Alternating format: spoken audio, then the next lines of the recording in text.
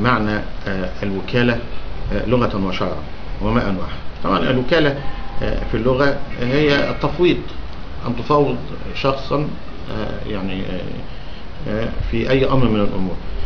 وشرعا كما هو يعني عرفها العلماء إسناد أمر من الأمور إلى من تراه أنه يكون وكيلا عنك في إصلاح يعني أي مزرعة أو تربية أولاد، فالمدرس وكيل، وأيضا الأجير هو حقيقة وكيل، وكل من هو يقوم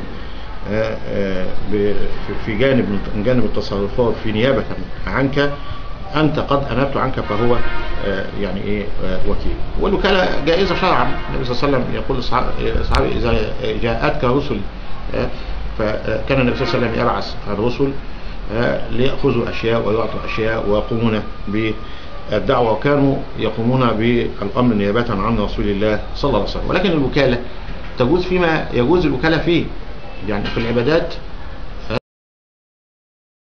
يقول واحد صلي مكاني أو عني أو اغتسل نيابة عني، ولكن العلماء متفقون على أنه يجوز الوكالة في الحج للحديث الذي جاء اللهم بحج عن شبهما، فقال حجت عن نفسك، قال لا، قال حج عن نفسك ثم حج عن شبهما.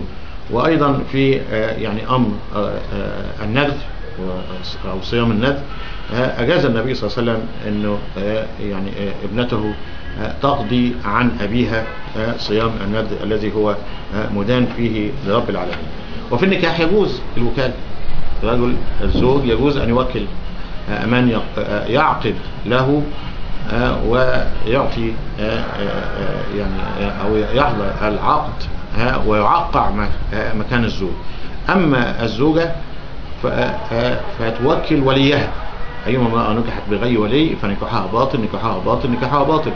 ولا يجوز أبدا أن توكل المرأة مرأة، ولا تنكح المرأة المرأة، ولا تزوج المرأة المرأة كما جاء في أحاديث رسول الله صلى الله عليه وسلم.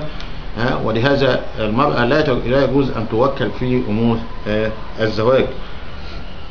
والأعمى والبصير لهما أن يوكلن. والوكالة فيها ما هو مطلق وفيها ما هو مقيد.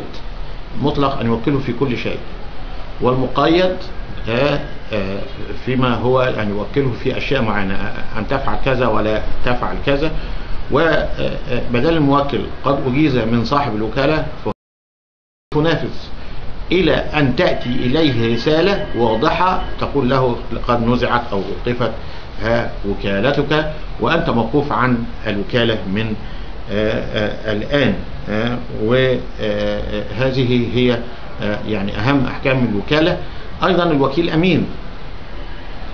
الصحيح أن الوكيل لا يضمن إلا في حالة يعني إذا كان معه مال ينقله أو يتصرف فيه أو يتاجر فيه أو أي عمل هو يقوم به وفسد منه، فلا يضمنه إلا بالتعدي إذا ثبت والقول قول ومع يمينه، لا يضمن إذا ما يعني قال الوكيل أنه لم يتعدى، إلا إذا أثبت عليه مثل هذا الأمر أنه قد فرط في وكالته.